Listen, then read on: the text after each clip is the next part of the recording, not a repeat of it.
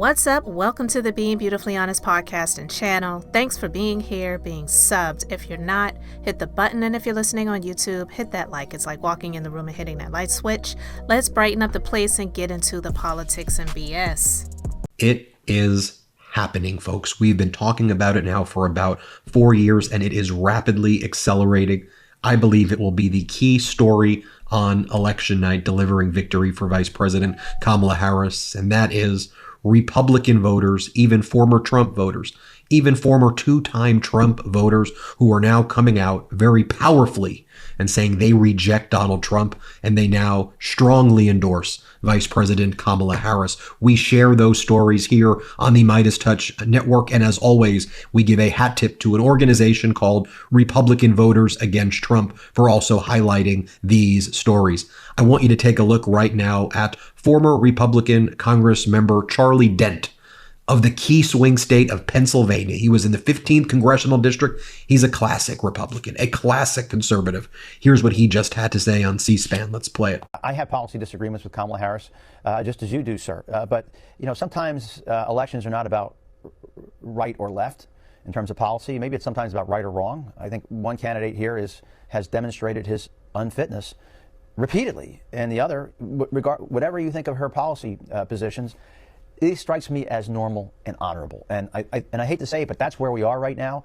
And I'm going to choose honorable over dishonorable. Next up, I want to introduce you to Michael, a former Trump voter also from the key swing state of Pennsylvania. Let's play it. I think he is dangerous to the world. I believe Donald Trump is dangerous to NATO and all our allies across the pond. I'm Michael. I live in Pennsylvania, and I voted for Donald Trump in 2016. I believe Donald Trump is a complete narcissist. He prevents legislation to further his own campaign. He claims to be intelligent, yet speaks like a sixth grader. Total disdain for the military. Says he loves the military, but yet makes very bad comments about the military. The last thing is just how he treats women. Horribly. Donald Trump only talks about retribution. Anybody within either party that says anything negative to them, they're either an idiot, they're stupid, and makes no intelligent comments, just keeps going after people. I think he is dangerous to the world. I believe Donald Trump is dangerous to NATO and all our allies across the pond. I believe Harris brings new energy to the Democratic ticket. I liked her choice for vice president, the governor from Minnesota. I believe she is intelligent. She will do well for the country. Do I believe in everything she says? No, but I don't believe any politician 100%. But I think she's smart, intelligent, will reach across the aisle to get things done as president.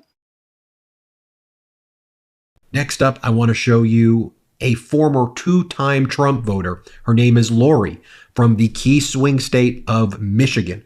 Watch what Lori says. You're sensing a pattern here, right, folks? Play the clip. Donald Trump seeks to skirt the laws, twist the laws, use the loopholes, and serve himself. That is all that he cares about. I'm Lori. I live in northern Michigan. I voted twice for Donald Trump and immediately regretted it on January 6th, 2021. I believe that the felony convictions and the additional charges against Donald Trump certainly should preclude him from running for such an office in our country. I think Donald Trump choosing J.D. Vance was kind of the last straw in a back that was already broken for me. And then to realize that this man has a connection to that Project 2025, which is absolutely horrendous and nothing but backward movement for our country. There's no way that we can have J.D. Vance sitting in the number 2 chair. When I look at the character differences between Donald Trump and Kamala Harris, there is no comparison other than they both have held high office and positions of power and authority. Donald Trump seeks to skirt the laws, twist the laws, use the loopholes, and serve himself. That is all that he cares about. Liking Kamala Harris,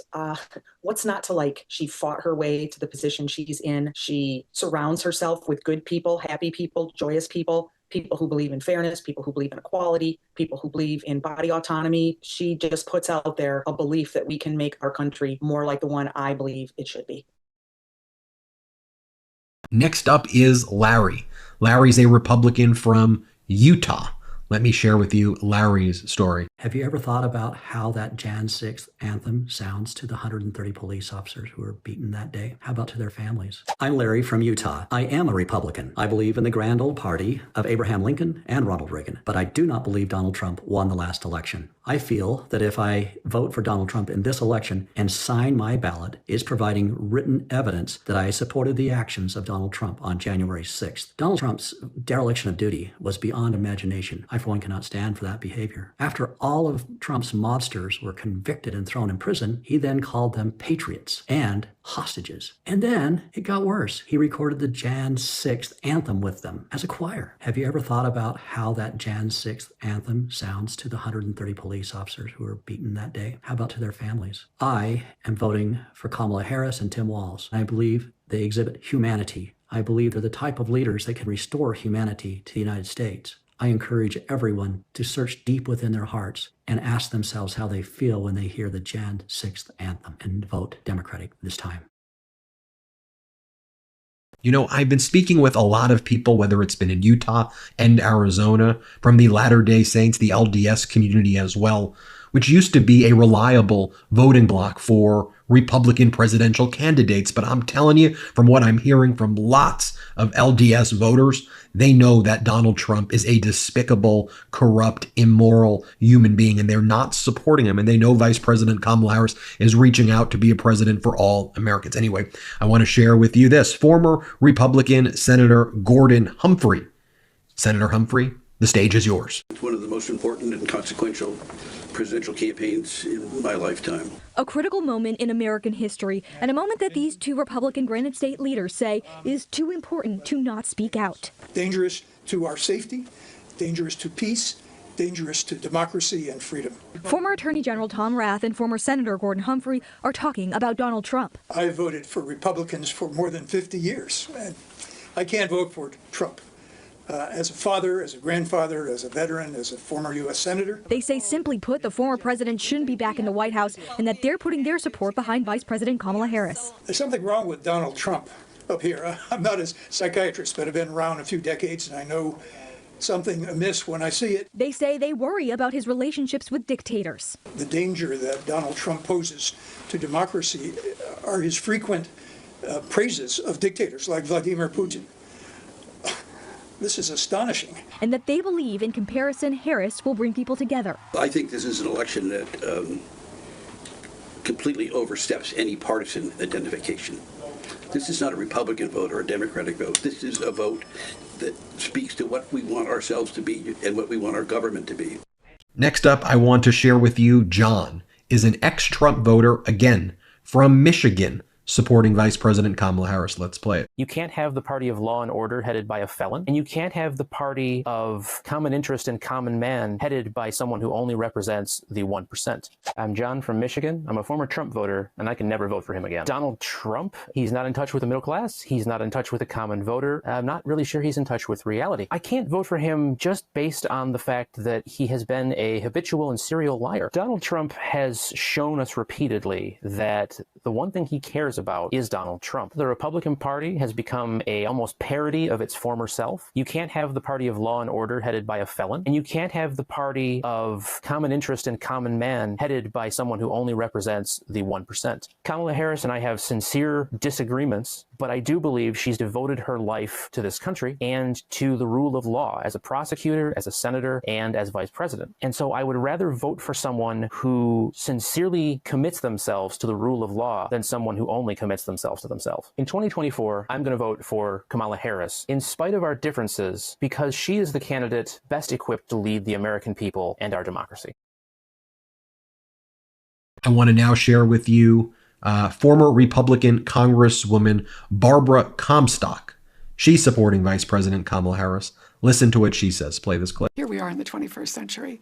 We cannot have the kind of misogyny and attacks on women that we've seen from this team, not just Donald Trump himself, which is constant, but the people around him.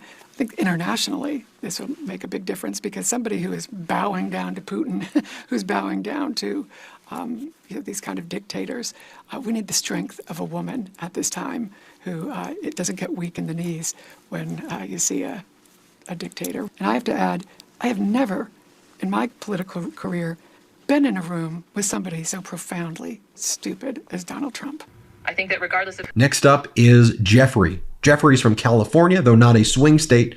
You'll notice all these people are saying, you know what? I can't support this guy anymore. This guy's a felon. This guy's someone found liable for sexual assault. How can I look my kids in the eyes? How can I look my daughter or my wife or my sister, or how can I look anybody in the eyes with this sicko in Donald Trump? Here, play this clip. I'm not voting for Trump. I mean, can you imagine if Reagan was alive today, what he'd be thinking? It's just asinine where we're at. My name is Jeff, and I live in California. I've been a lifelong Republican. I voted for Trump 2016, 2020. Will not vote for him in 2024. I am going to vote for Harris. January 6th was the last straw. His words incited that insurrection, and his inaction spoke volumes. I believe he was hoping to be able to claim martial law. It didn't happen, thank God. So I'm going to vote for Harris, and I'm not going to vote for another Republican until those Trumpers are out of office. The election deniers and the January 6th thing was a walk in the park. The Republican leadership perpetuated this because they could have banded together. It would have gone away, and it was an assault on our democracy. So I'm not voting for Trump. I'm not voting for Republicans to make sure that they don't fall under his spell. And as soon as they get out of office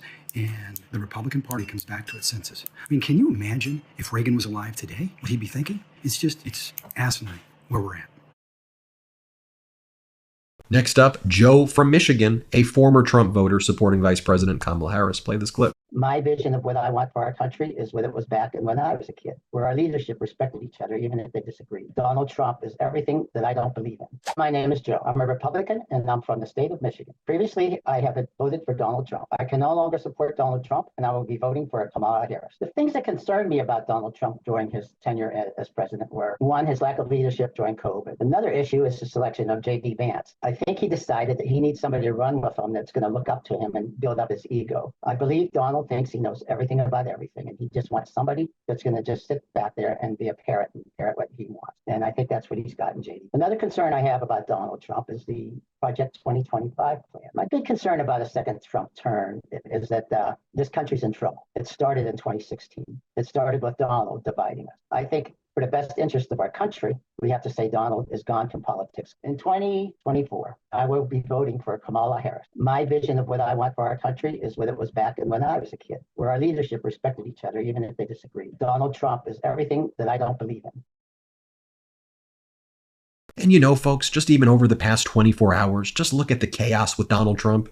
He's again attacking Pennsylvania, lying that there's fraud and cheating taking place in Pennsylvania. It's like, come on, such a loser mentality. Here he is also on Thursday. He sued CBS for $10 billion like a little whiny baby because he was too scared to be interviewed by CBS.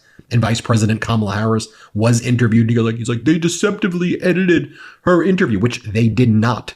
And so he makes up a number and sues them in the Northern District of Texas so he can try to get in front of a favorable judge.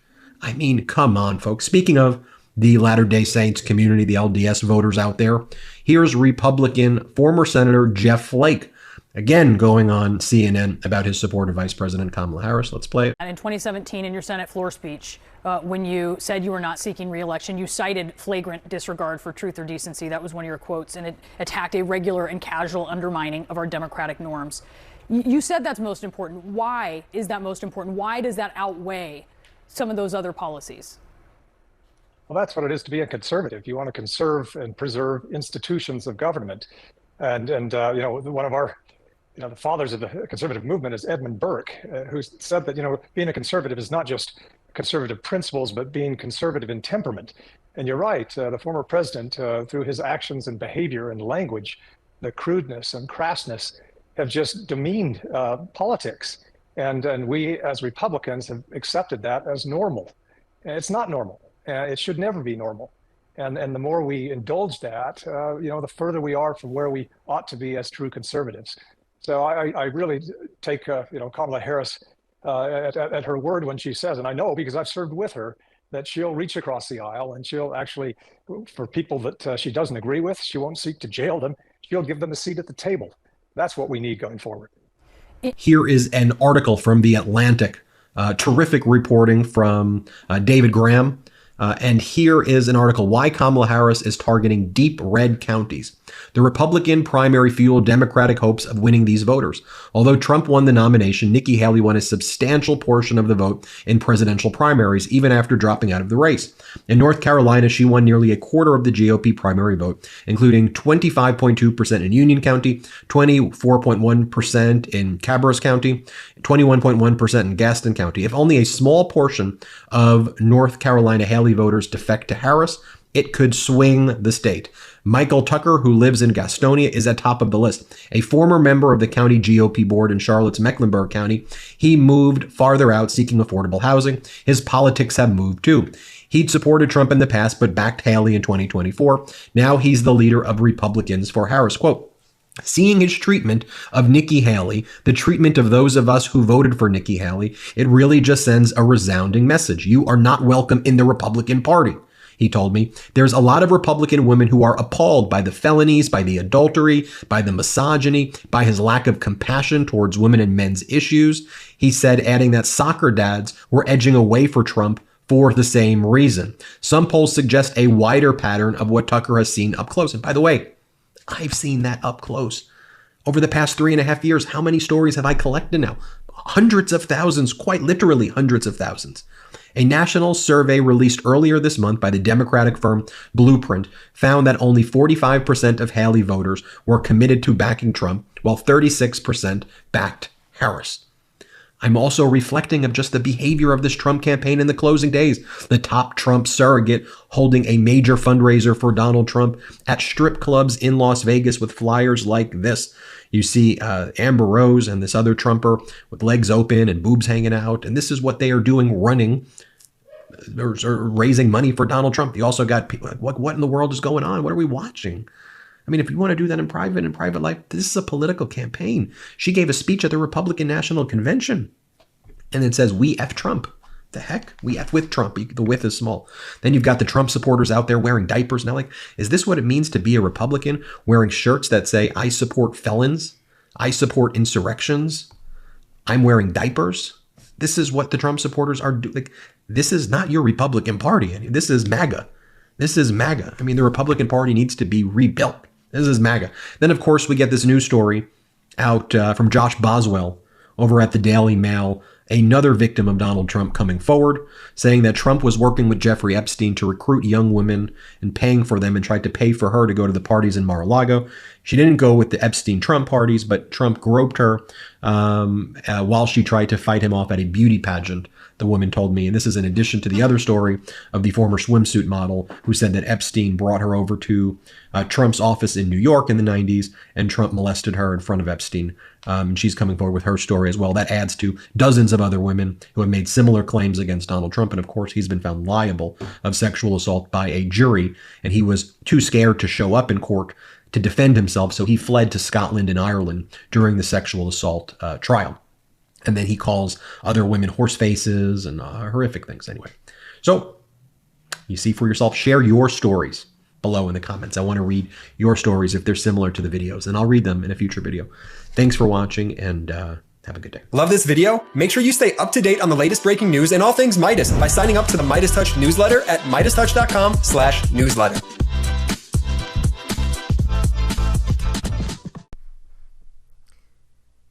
We're down to the last few days of these early voting days in the states, and I am so happy to see that there are people that are actually coming out and admitting that they did vote for him either once or twice before, but no more. They are absolutely done. And we need more people like this to not just come out and say it, but to actually do it. Say, you know what, I voted for this fool before, but I'm done with him. We need to flush him into oblivion by going to vote and voting, not just for Kamala, but honestly for the Democratic ticket down the line. Because the fact of the matter is, just voting for her, but having a Congress that's not going to really help to get things moving, it's not going to do her any good. But I'm hopeful that things are going to work out, because so many people are seeing this white supremacist trash talk, trash behavior, trash actions that are spewing from the Trump MAGA camp, and people are disgusted by it. So yeah, there are a whole lot of white supremacists. There are a whole lot of people that agree with a lot of the BS that he says and shares. But I do believe that there's a whole lot more people that are not like that, that are just like, I just want to be done with this. And I agree with some of the people, what they said, that it's like, it's the Republicans who have allowed this to take place. They have allowed this person to take hostage of that party and turn it into the Trump cult. And it's disgusting.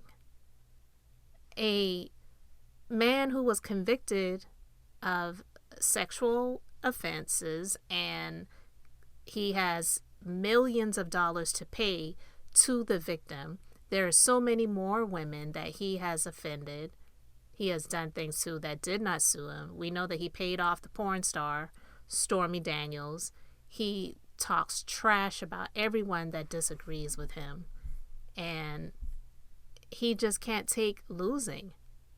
And he deflects everything about himself onto other people.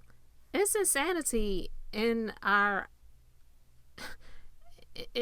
moment in time that we're living in right now. It's just crazy. I definitely am hopeful that even the people who may be married to these people that are for Trump will vote their conscience and say, you know what, my husband may feel that way, or my wife may feel that way, but I'm not voting for this fool. I just can't take it anymore. Get out of here with the BS about it being about Christian values and things like that, because it's not. All of that stuff is a cover for white Christian nationalism, hatred, racism, white supremacy, all of that garbage. It's just toxic. So I'm so happy to see that these people are turning against him, and they want to turn the page, and they're going public about it. It's really important. So it makes me feel happy, and I am just really hopeful that even though everyone may not come out and say these things, they're feeling it, and they're going to make it happen. So I love seeing this stuff. I love seeing people admit that even those that are not a majority ethnicity, to say that Project 2025, it scares them. You know, anyone that feels like, well, it's not going to affect me, and they're okay with it, that person is as dangerous as Donald Trump is, in my personal opinion, because all you care about is yourself. And that's one of the reasons why the country is in the state that it's in now, because so many people who are privileged, all they care about is themselves. So that's why we have a country where we have a deficit so large, because the richest of the rich don't pay, I won't even say their fair share. They don't pay hardly anything in terms of what they should be paying for taxes. So it's the middle class that gets taxed to death, literally, and taken advantage of financially, while these people, they get all of the breaks. And if Trump were to get back in office, that's why they're paying millions upon millions of dollars, like Elon Musk, to get him back in office, because in the long run, it would benefit them more to have him in office than it would to have someone like Kamala, who's not going to just be looking out for people who are the wealthiest of the wealthy. And there's nothing Christ-like about looking out for those who have it the easiest. So that's why it really makes me mad when I hear people talking about their Christian values and whatever. And it's like, you really don't know anything about Jesus, do you? So anyway, guys, you let me know your thoughts in the comments. You know wagwan, when you turn me around, wagwan, when the neighbors yell turn down, we keep it going, like pom pom pom, roll back then rotation, cigarettes and just season, shine bright as that season, girl, you know you are a jam, jam, jam, jam, jam, jam, jam, jam, jam, jam, jam, jam, sounding like you're wasting every time.